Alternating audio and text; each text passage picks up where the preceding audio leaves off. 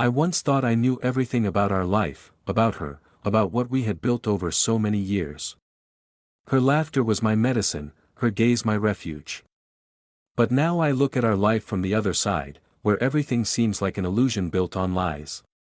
Her words, her actions, her smile, all of it now causes a pain that is hard to put into words.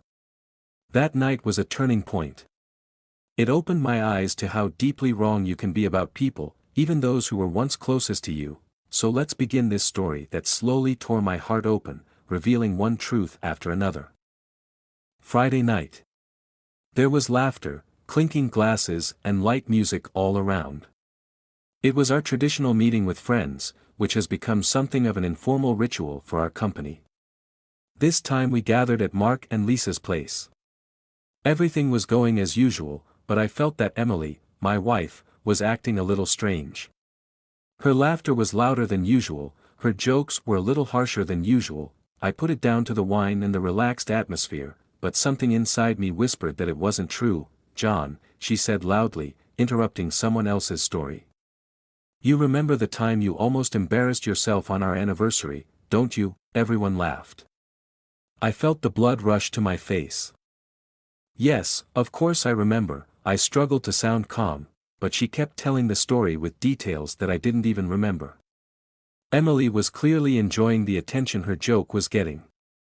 She didn't even seem to notice me clenching my fists under the table. Emily and I met at university. She was one of those people who immediately attracted attention, bright, energetic, with an impeccable sense of humor.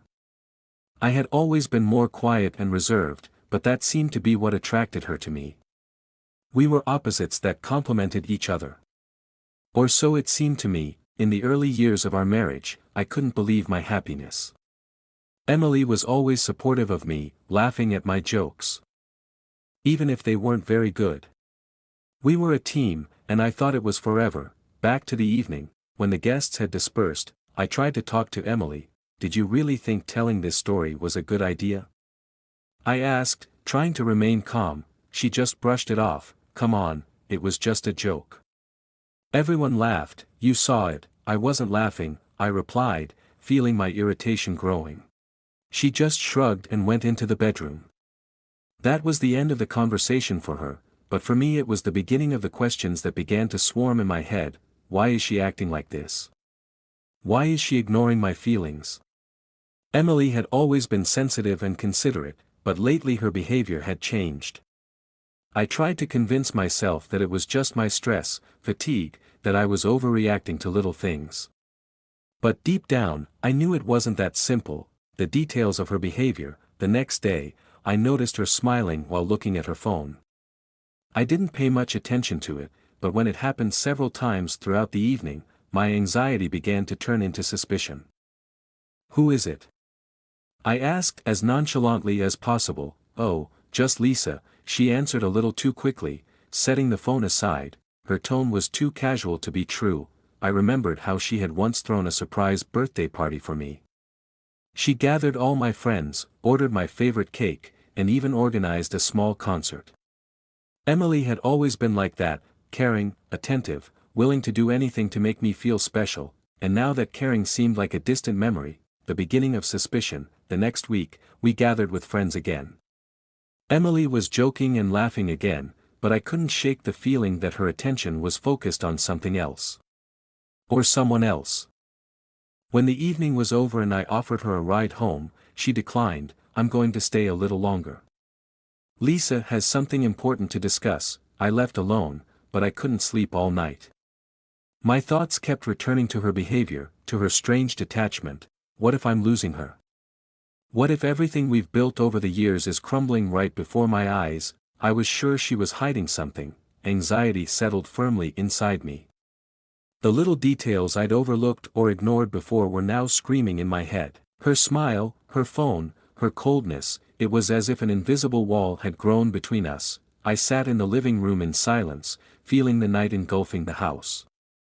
On the table next to me was our wedding photo. It showed us standing under an arch of flowers, laughing and holding each other's hands. I took the frame in my hands, running my finger over her face. How had we gotten to this point? Where was that moment when everything started to come apart at the seams? Was it my first recycled evening that I justified by saying, "This is for us, for our future"? Or maybe it was the day she said she wanted to go back to work and I, not understanding her desire, only nodded indifferently. These questions crashed into my mind, robbing me of sleep. I had to figure it out, had to understand what was going on. The next morning, I noticed another oddity. Emily came out of the bedroom, dressed a little too dressy for a Saturday afternoon. Red dress, neatly styled hair, light makeup. Are you going somewhere? I asked, trying to keep my tone neutral. I'm meeting Lisa. She answered so quickly that it was clear to me that she'd prepared her answer in advance. I could give her a ride, if you want, I offered, looking her in the eye. No, that's okay. I'll pick her up myself, she said, avoiding my gaze. I nodded silently, but I was seething inside. I remembered how, until a year ago, she had tried not to miss a single weekend with me. We liked to start the morning with a long breakfast, making pancakes or scrambled eggs together, talking about how we were going to spend the day. Emily had always insisted that we make time for each other, even on busy weeks. Now she was leaving without explanation, leaving me alone in a house that suddenly seemed cold and empty. Left alone, I tried to distract myself, but the thoughts kept me busy. I sat down at my desk, opened my laptop, and began to look through the photos I'd taken over the past few years. Pictures of our trips, holidays, ordinary evenings at home. In all the photos, Emily was by my side, her smile always lighting up the frames, but the more I looked, the clearer it became that her gaze had changed in recent months. It became detached, as if she wasn't fully here, not fully with me. I decided I needed to know more. When she left, I started looking at her phone for the times she left it unattended. I usually never did that. On the screen, I saw a series of unread messages from Lisa. One of them, sent yesterday, read, "Deal. Tomorrow at 11 o'clock. Just like we discussed." I felt guilty for invading her privacy, but this message only reinforced my suspicions. I remembered the day I gave her the ring. We were standing on the shore of the lake, and she said, laughing, "Do you really want to spend the rest of your life with me?" "No doubt about it," I replied, hoping that moment would stay with us forever. Now that confidence was shaken. What is she hiding? Why is she avoiding me? These thoughts wouldn't let me go. I knew I had to be careful, but I couldn't wait any longer. Over the next few days, I started paying attention to every little detail: her delays at work, her frequent meetings with Lisa, her new interest in clothes and makeup. It was all adding up to a picture I didn't want to recognize. But when I happened to see the name of a man I didn't know on her phone screen, I realized that my intuition wasn't wrong. I remembered how she had told me that she would always be honest. Her words sounded so sincere that I didn't doubt them for a second. "We have to be a team, John.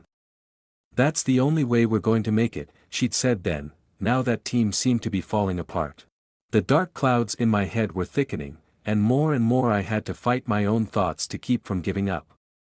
I felt that this time my life, which I had been building for years, stood on the brink of destruction. An inner voice demanded answers, but everything I found raised even more questions. Emily had become a stranger. She was no longer the woman I'd once exchanged promises with at my wedding, and it was destroying me. Every day I tried to focus on my work, avoiding the many thoughts that rose up in my head, but nothing helped. Emily had become too cold and distant. I was bothered by one phrase she'd said a few days ago when I'd suggested she go to her parents' house. "I don't want our meetings to always be so formal. You do realize I need some time to myself." Something in her words sounded like she said it not to explain her feelings, but rather to avoid further questions. I was sure there was something more underneath it. It was clear to me that I was no longer important to her. I remembered our first meeting, how it had been, meeting at a party at a mutual friend's house, her bright laughter, her sincere interest in what I was saying. We talked for hours, as if everything around us was disappearing. I immediately felt that I had found the one I would be with for the rest of my life. We were young and hopeful, and there was no reason to doubt the future. But now I looked at her and couldn't understand how things could have changed so quickly. Where was that moment when she became different? Where was the moment I hadn't noticed I'd lost her, her behavior? One evening when I got home earlier than usual, I noticed that there wasn't a single sound in the kitchen. Usually Emily liked to put on music or at least have something on while she cooked, but this time she sat in silence. Her eyes were tired, like she was sitting there waiting for something to happen. I walked over to her, but she didn't pay any attention, like I was nothing more than another background in her life. Are you okay?" I asked, trying not to show how much her indifference pained me. She flinched, as if she'd been woken up, and after a few seconds, with a fake smile, she answered, "Yeah, it's okay. I was just thinking a lot." I noticed that her hands were trembling slightly and her eyes avoided meeting mine. It wasn't just fatigue. It was fear. Fear of being caught. But caught in what? I didn't know that yet. Over the next week, I continued to monitor her behavior, even if it made me feel uncomfortable. I noticed that she had become much more secretive. I always had my phone with me, and every time I got too close, she would try to quickly hide the screen. It was like a game she was playing, and I seemed to be her naive victim. I started looking for something to confirm my suspicions. One day when I got home late, her phone was on the table. She always left it somewhere else, but today the phone was there, as if by accident. I walked over, picked it up, and started looking at the screen. There were several unread messages, one of which immediately caught my attention. It read, "Are you free tonight?" Below that message came another one, "I can't wait to see you again." Those words burned me. I couldn't believe what I was reading. Everything was jumbled in my head: shock, anger, disappointment. I abruptly put the phone back down and felt my legs go cotton. I sat on the couch and tried to get my thoughts in order. My brain couldn't accept the fact that I had cheated. How could this have happened? I was sure that Emily and I were fine. We were even planning a vacation for the summer. We were friends, partners in life. But now I felt more betrayed than ever. What's the next step? What would I do with this pain, this feeling that I had become a stranger to my own wife? I didn't know. The questions came like stones, but there were no answers. When Emily got home, I decided not to bring it up. I was too hurt to talk to her now about what I'd learned. But a storm was brewing inside me. I felt like I needed to know more, to find everything she was hiding from me. "You're late tonight," she said, entering the house and taking off her coat. Her gaze was cold, and her voice sounded as indifferent as ever. "Yes, I was late at work," I answered, but the words seemed empty. It was a lie. I didn't stay late at work. I just didn't know how to approach her with what I knew. I couldn't just walk past this situation. I was ready to act to find out what was really going on. But how? I didn't want to just ask her for an explanation. It wasn't like me, it wasn't like the way I always solved problems. I was too proud for that, and I needed more evidence to be sure of what was really going on. My suspicions had become reality, and now I stood at a crossroads, ready to find out what was going on in our lives. But was I ready to hear the truth? I couldn't sleep. Lying in bed, listening to the even breathing of Emily, who slept peacefully beside me as if nothing had happened. It drove me crazy. How could she sleep so peacefully, knowing her secret was about to come out? Or was she sure I'd never find out? Every move she made, every breath she took seemed theatrical, staged. I tried to convince myself that it was just my fantasy, my jealousy playing tricks on me, but reality left me no choice. I could still see those messages on her phone before my eyes, as if they were burned into my memory. Emily and I met 10 years ago. At that time I was working as a manager in a small company, and she was an intern. I remember her like yesterday, confident but not cocky, with a genuine smile that captivated me at first sight. We started dating a few weeks after I first asked her out for coffee. Everything happened easily and naturally, as if we were made for each other. She knew how to listen, she knew how to be supportive. We could talk for hours, and it seemed to me that no one could ever separate us. I often thought back to the night I proposed to her. We were sitting on the shore of the lake. I took out the ring and in a trembling voice asked her to become my wife. She cried with happiness, and those tears have always remained in my memory as the most sincere ones, but now that happiness seemed distant, like a mirage. I stared at her face in my dream, trying to find the Emily I'd once loved. But instead all I saw was a stranger hiding something important from me. That night, I made a decision. I couldn't wait and wonder any longer. I needed to know the whole truth, even if it was painful. The next day, when Emily left for work, I started going through her things. I knew it was wrong, but my doubts and pain were stronger than my common sense. I looked for anything that could confirm or deny my suspicions. At first, there was nothing. All her belongings seemed to be in their proper places. Her phone, which she had left at home, was locked, and there were no notes or letters. But then I found her laptop. I knew the password to the laptop, and it gave me access to her email and social media. I felt my hands shaking as I opened her messages. I didn't know what to expect, but I was sure I'd find something, and I did. Messages that changed everything. One of her chats was enough to make my doubts go away. The correspondence was with a coworker of hers whom I had only seen a couple times. His name seemed to be Tom. She wrote to him about how much she was looking forward to their next meeting, how good she was in his company.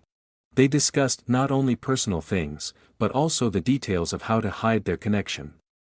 They joked that I was too gullible to notice anything. Those words pierced me like a knife. How could she? Did our years together mean nothing to her? I sat in the kitchen, clutching a cup of coffee in my hands, and felt the world fall apart. I could hear her words, her laughter, her promises in my head. I wanted to scream, wanted to smash something to release the pain, but instead I just froze. Everything inside was screaming, why? Why did she do this? What did I do wrong? But there were no answers. Just silence. When Emily came home, I already knew I wouldn't be able to look at her the way I used to. She walked into the house with her usual smile, not even realizing I knew. Hello, darling. How was your day? She asked, setting her bag by the door. I looked at her, trying to find even a shadow of guilt or regret, but I didn't. She looked calm, as if nothing had happened. It's okay, I replied, hiding my emotions behind a mask of indifference. I needed time to decide what to do next. I couldn't just leave her or make a scene. I needed more proof to be sure of my actions. After I found the correspondence, my life became a strange mixture of pain and silent observation. Every day seemed like a game where I tried not to give away my feelings so as not to scare Emily. I had to know everything to the end. To realize how deep her lies went, the next day I called my old friend Mark. He and I had been friends since university, and he had always been someone I could trust. Mark worked for a private detective agency and I knew he could help me. Hey, Jason, I haven't heard from you in a while. What's up? He asked as soon as he picked up the phone. I hesitated for a second, not knowing how to begin. Admitting my vulnerability had always been difficult for me, but this time it was vital. I need your help, Mark, I said finally. I think Emily is cheating on me. There was silence on the other end. Are you sure? His voice was serious, as sure as I could be. I found her correspondence. But I need more information. I want to know everything. Mark didn't ask any unnecessary questions. He simply said he would start work immediately and asked me to send him all the data I had on Thomas. Meanwhile, I continued to play the role of the unsuspecting husband. It was harder than I thought it would be. Every time Emily smiled at me or tried to start a conversation, I felt a wave of anger rise up inside. In one of those moments, she came over to me, put her arm around my shoulders, and asked me with a smile, Jason, you've been kind of brooding lately. Is everything okay? I felt my fists clench, but I forced myself to relax. Yeah, just a lot of work, I answered, trying to keep my voice as calm as possible. She nodded, as if that explanation satisfied her, and went back to her work. I began to remember things that I had previously thought were insignificant. For example, her frequent work delays or sudden meetings with friends I had never seen. I remember once, a few months ago, she came home late at night, explaining that she and her coworkers were celebrating a successful project. I believed her then, without even thinking to question it.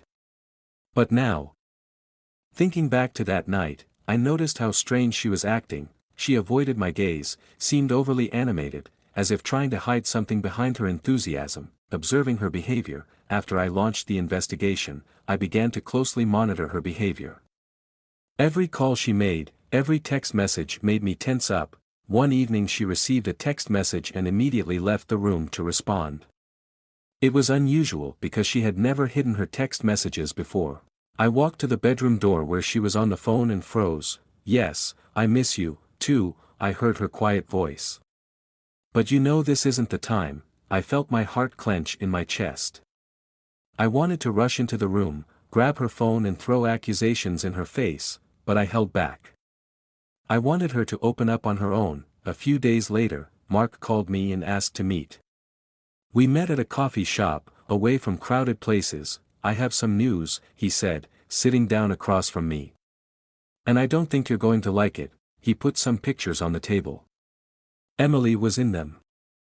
She was sitting in a restaurant with Thomas, and their poses were clearly not friendly. In one of the pictures he was holding her hand. In another she had her arm around his shoulders. "That was last week," Mark continued.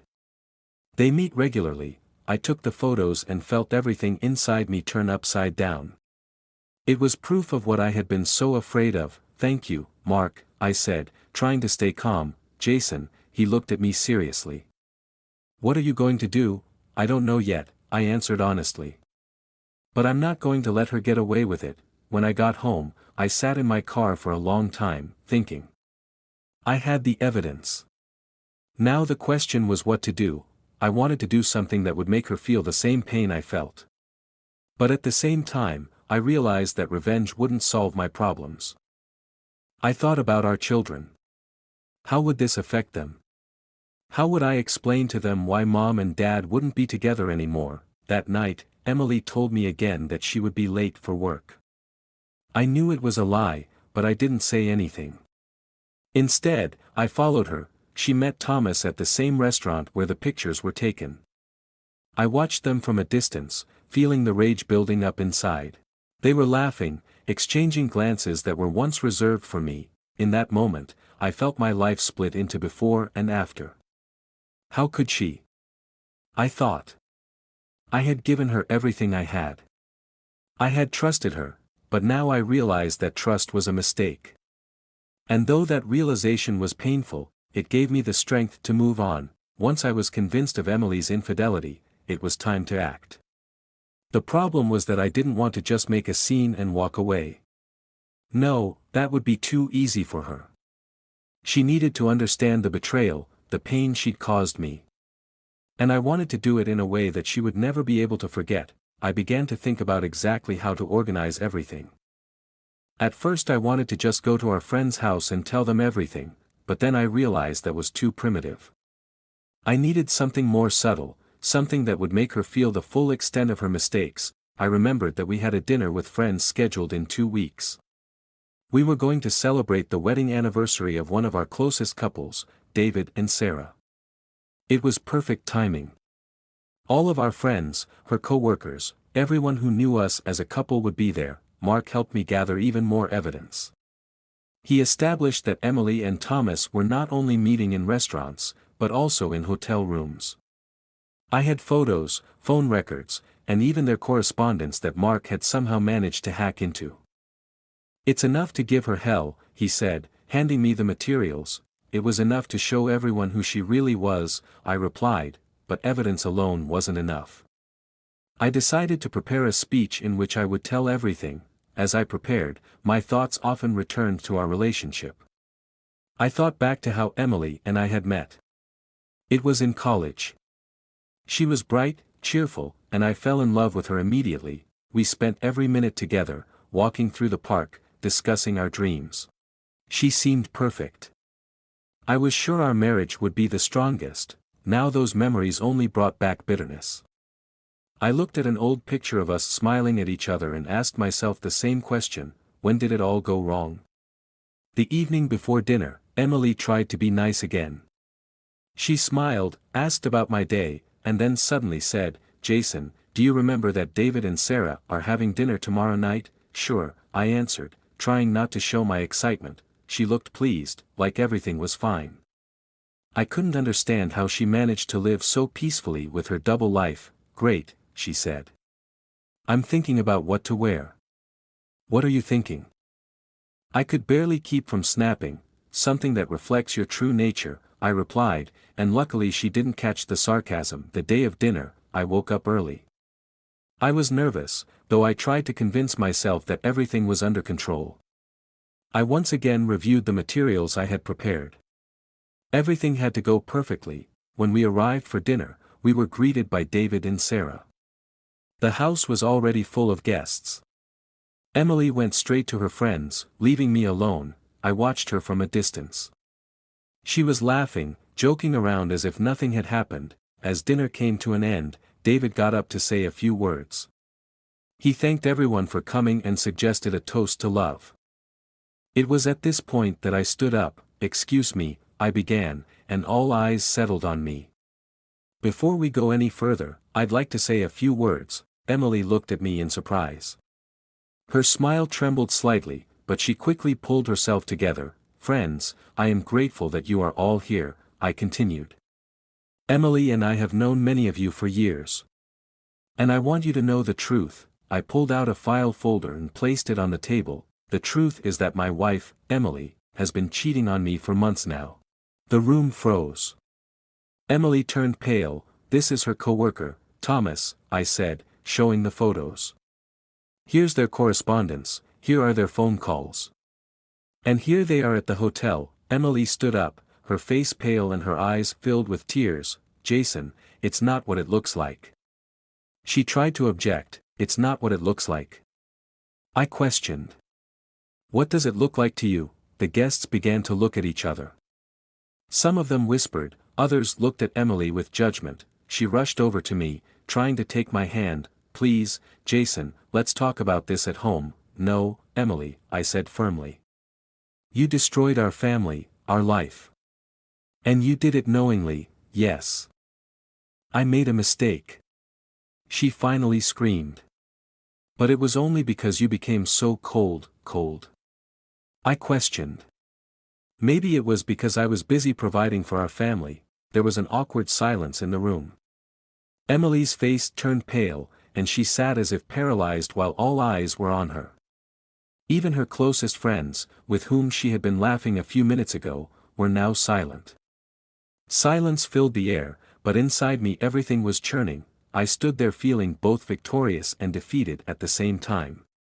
I had succeeded in doing what I had planned to do, expose her to everyone, force her to face the truth, but instead of relief, I felt empty. It seemed that my pain and bitterness hadn't disappeared, but had only deepened. Why did I do it? I asked myself. Did I achieve what I wanted? Will I be able to move on after this? As if in slow motion, I looked at Emily, who finally decided to say something. Please listen to me, Jason, she whispered, rising from her seat. Her voice was shaking, and maybe someone else might have felt sorry for her at that moment. But not me. Hear you out. I said bitterly. After you betrayed me. After you lied to all of us so quietly, coming home and pretending to be a loving wife. Emily looked around at the guests, as if seeking support, but no one dared to speak. It was a mistake. She finally blurted out. I didn't mean it. It just happened. Her words sounded so trite that I could barely contain my laughter. It just happened. I interjected. You call months of lies and betrayal just happened. At that moment, scenes from the past flashed before me again.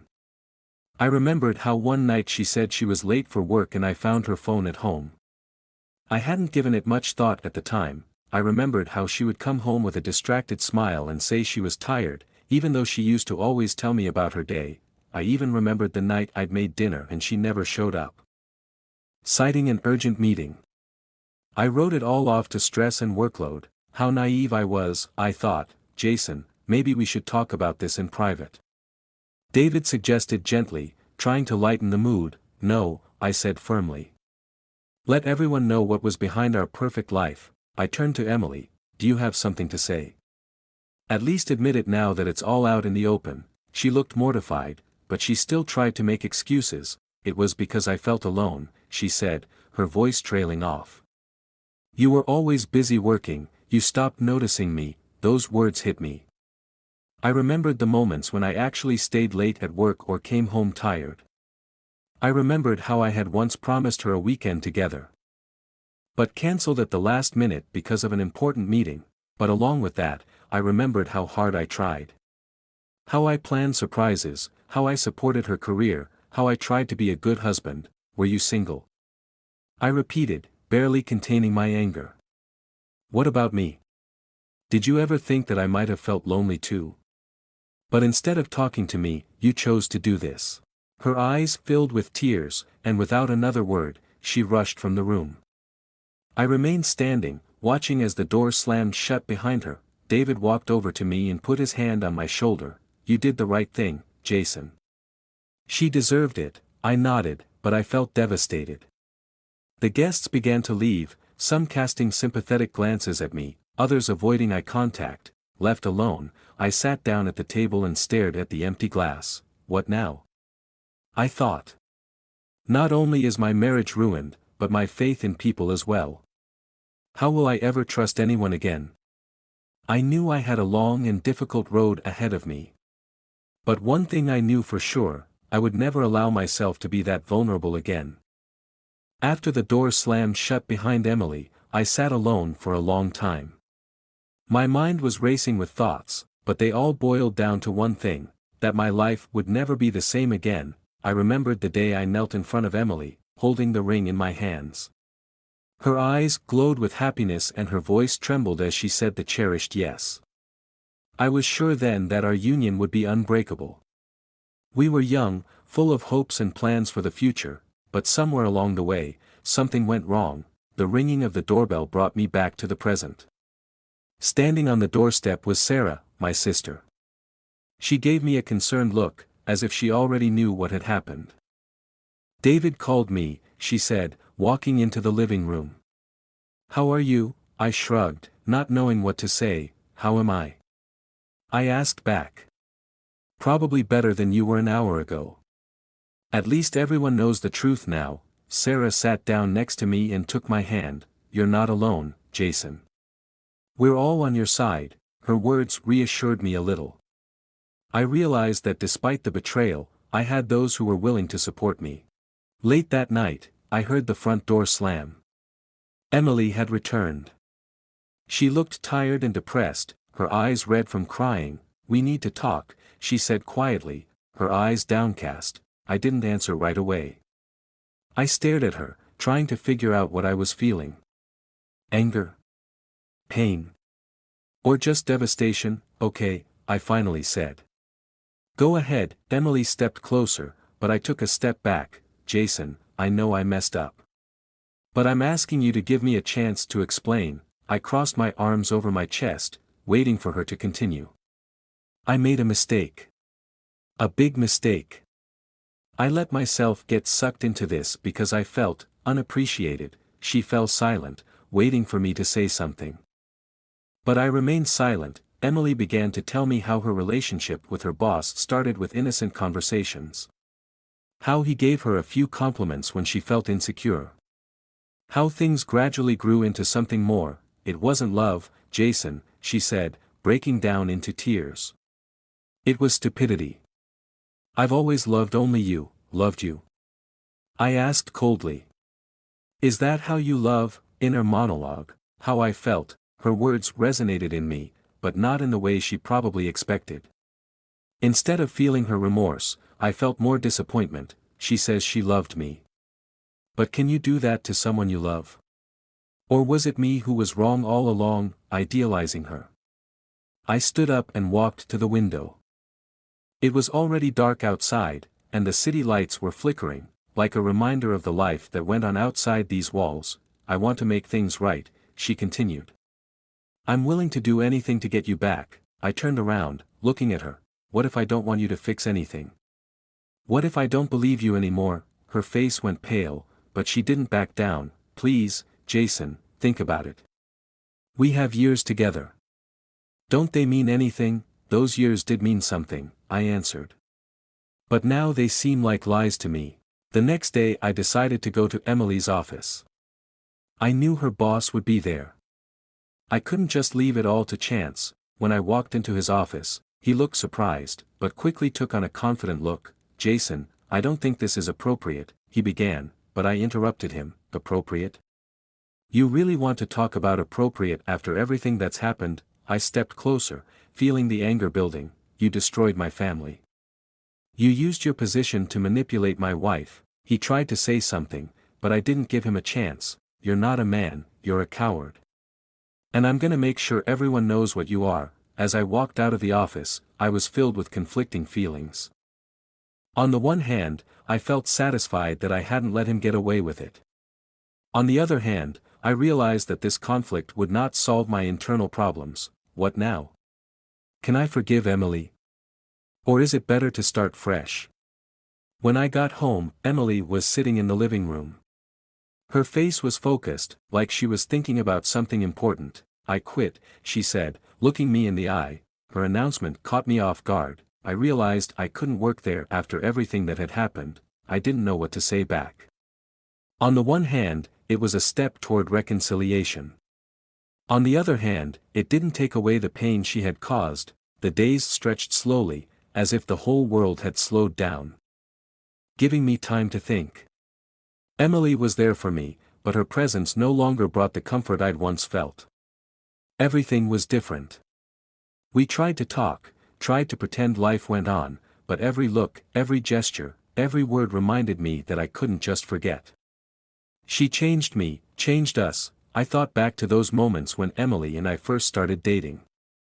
We were young, full of energy, and dreaming of the future. I remember how she laughed when I arranged surprises for her, how we walked in the park holding hands, how carefree we made plans for the future. It was true happiness, and it seemed to last forever.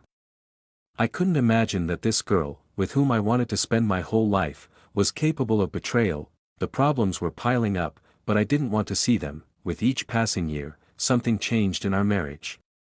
I could feel Emily growing distant. She started staying late at work more and more often, and her attention began to go to other things. But I was blind. I told myself that it was okay, that it was just stress at work, that she was going through some hardship, and that I needed to be more supportive. But deep down, I knew something was wrong. Now that realization was even more acute. When she confessed, I felt as if the ground was falling away from under my feet. I remember the moment when she said, "I cheated on you with him." She was standing in front of me and I could see how hard that confession was for her. But what was it cheating on? Words couldn't bring back what was already lost. No matter how many excuses she made, no matter how much she tried to explain, it didn't matter. I didn't know what to do. Everything inside me was screaming for me to just leave, to never see her again. But on the other hand, I still loved her. Or maybe I loved the Emily I had before. I thought again about whether I could forgive her. Could I forget what had happened and get our love back? But what does forgiveness mean if it's not sincere? If every time I look into her eyes I will remember what she did. Forgiveness takes time, and maybe I wasn't ready to give her that time. Maybe I'll never be ready. The day I made my decision, one evening, after much deliberation, I came home again. Emily was sitting on the couch, a longing in her eyes, but she didn't say a word. Her gaze was full of remorse, but it wasn't enough. I walked up to her and I said, "Emily, you've changed everything. I can't go on living the way I used to. I can't pretend it didn't happen." She looked up and I saw the bitterness contorting her face. "I know," she whispered. "I'll never forgive myself for this." "Forgiveness isn't for me," I replied. "Forgiveness is for you. You have to forgive yourself." "But I can't be there for you anymore." Tears came to her eyes, but she didn't say anything. I had already made up my mind. When I left, I didn't look back. It was my moment, my step forward. I didn't know what would happen tomorrow, but I knew one thing: I couldn't live this lie anymore. Time passed, and I began to build my life again. It wasn't easy, and it took me a long time to believe in people and love again. But I knew this was the path I had to take. What became of Emily? I don't know. We don't keep in touch, and I'm not sure we need to. I think she went through her ordeal and maybe realized what she had lost. But I was no longer a part of her life. I knew I had made the right choice for myself. I had to move forward. Now, looking back, I realized that this story changed me. It was a pain that pierced me, but ultimately it gave me freedom. Freedom from the past and from people who don't appreciate what they have. I don't expect anyone to save me anymore. I'm saving myself. And that's the most important thing.